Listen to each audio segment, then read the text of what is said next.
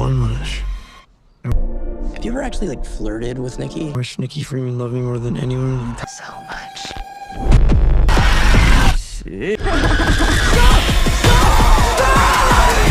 I love you. I love you. I love you.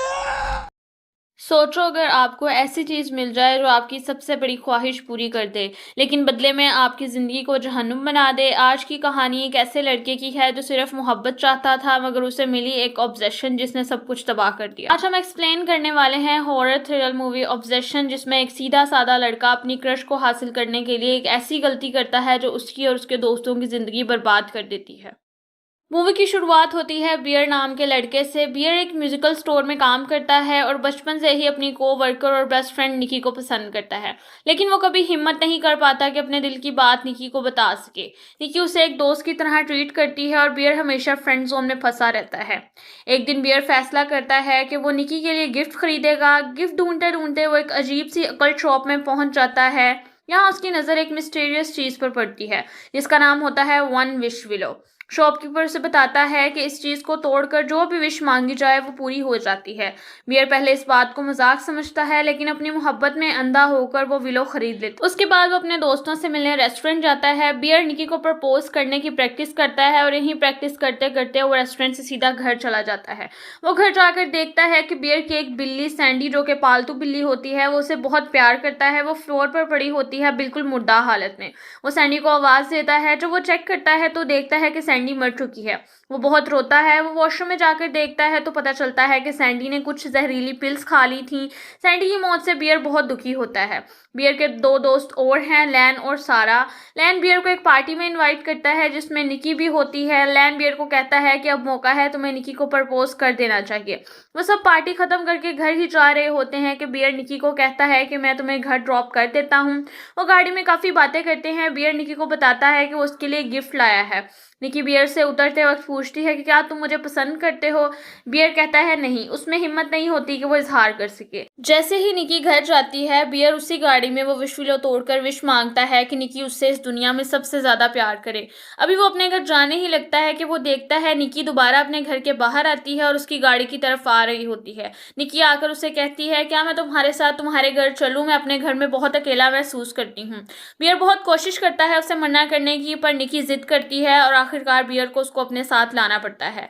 जैसे वो घर पहुंचते हैं, निकी रोना स्टार्ट कर देती है और कहती है कि मेरे पापा को कैंसर है और वो जल्द ही मरने वाले हैं और मैं उनकी बहुत टेंशन लेती हूँ, जिसकी वजह से मैं डिप्रेशन में हूँ और मुझे पैनिक अटैक्स आते हैं। साथ में खाना खाते हैं और फिर आधी रात में बियर की आंख खुलती है तो वो देखता है कि निकी बहुत क्रीपी हरकतें कर रही है।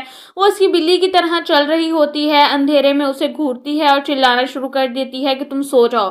बियर बहुत डर जाता है और आंखें बंद करके सोने की एक्टिंग करता है।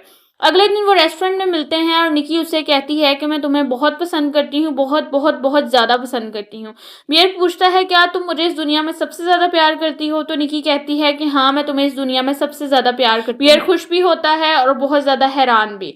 इतने में बियर को उसके दोस्त लैन की कॉल आती है और लैन बियर को कहता है कि निकी के डैड बिल्कुल ठीक हैं, उनको कोई कैंसर नहीं है। निकी ने तुमसे झूठ बोला है। ये सुनकर बियर बहुत हैरान होता है। वो निकी को जाकर पूछता है, क्या तुम्हारे डैड को कैंसर है? निकी रेस्टोरेंट में ही चिल्लाने लगती है और कहती है, नहीं ये मत करो, नहीं मुझे लगा था कि हमारी आज की डेट बहुत खूबसूरत होगी, फिर तुमने सब खराब कर दिया। बियर उसको चुप करवाता है और बैठने को कहता है। अब दोनों घर जाते हैं और दोनों साथ में रहना शुरू कर देते हैं और साथ में बहुत खुश होते हैं। अब एक दिन निकी बियर के लिए एक सरप्राइज प्लान करती है और उसको किचन में लेकर आती है। वो देखता है कि बियर की मरी हुई बिल्ली को निकी दोबारा घर में ले आती है और उसके ऊपर कैंडल्स और बहुत सी चीज़ें लगाकर उसके लिए सरप्राइज प्लान करती है।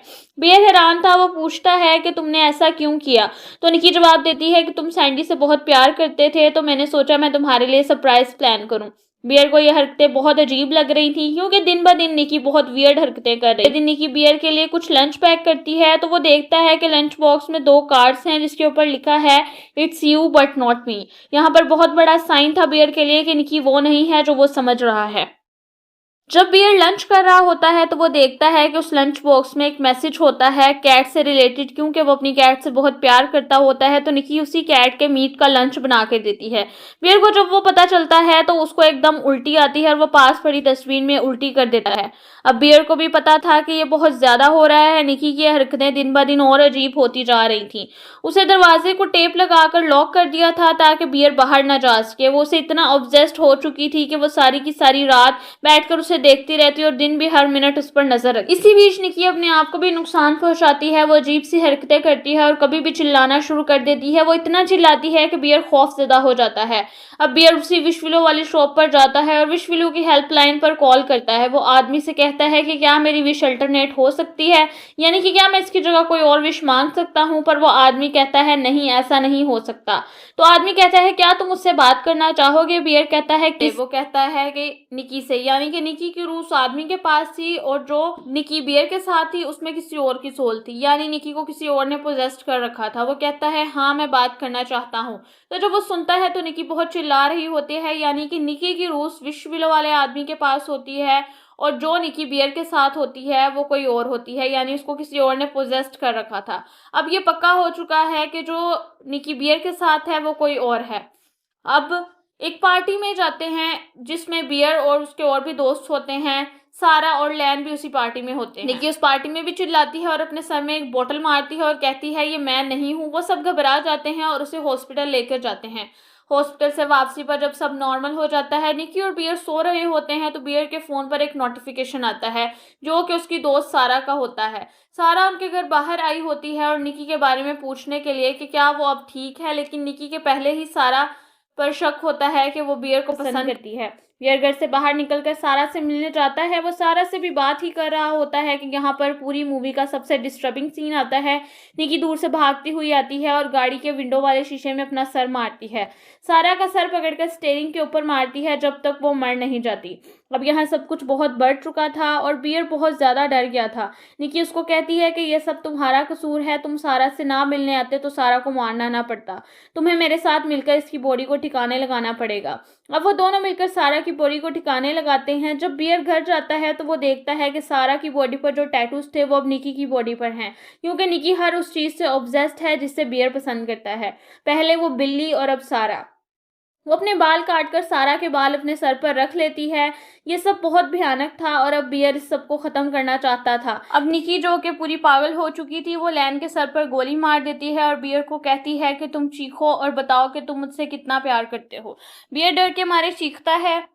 निकी ऐसे ही हर गलती करने के बाद उससे माफी मांगती है। फिर वो निकी को साइड पे हटाकर कहीं जाने की कोशिश करता है तो निकी उससे रोकती है, पूछती है कि तुम कहाँ जा रहे हो। तो बियर उससे कहता है मैं वॉशरूम जा रहा हूँ, क्योंकि बियर को उस विश विलो वाले आदमी ने कहा था कि निकी को ठीक करने की एक ही सूरत है और वो ये है कि अगर तुम मर जाओ। अगर तुम मर जाते हो तो निकी ठीक हो सकती है। निकी को ठीक करने का एक ही हल है और वो है मेरी मौत। वो वॉशरूम में जाता है और वही जहरीली गोलियां खाकर बाहर आता है। उसे उसी विश विलो की आवाज आ रही होती है, क्योंकि अब निकी ने भी वही विश मांगी होती है कि बियर भी उसे वैसे ही प्यार करे जैसे वो करती है। लेकिन बियर तो अब मरने वाला था। वो उसकी तरफ आता है और निकी भी उसे प्यार भरी नजरों से देखती है। इतने में बियर नीचे गिर जाता है और बियर की मौत हो जाती है। जैसे ही बियर मर जाता है तो निकी बिल्कुल ठीक हो जाती है और निकी का कर्ज टूट जाता है और वो ये सब देखकर बहुत रोती है, क्योंकि उसके तीनों दोस्त मारे जा चुके हैं और निकी फाइनली कर्ज से आज़ाद हो जाती है। अब अस्सी निकी वापस आ चुकी होती है, लेकिन जब वो अपने आसपास देखती है तो उसके दोस्त मारे जा चुके होते हैं। घर खून से बड़ा होता है और उसे एहसास होता है कि उसके हाथों क्या कुछ हो चुका है। निकी टूटकर चीखने लगती है, स्क्रीन ब्लैक हो जाती है और मूवी यहीं खत्म हो जाती है। अगर आपको भी लगता है कि ऑब्सेशन की एंडिंग बहुत डिस्टर्बिंग थी तो कमेंट करके ज़रूर बताएं और ऐसी ही डिटेल्ड मूवी एक्सप्लेनेशन के लिए चैनल को सब्सक्राइब करना मत भूलिए।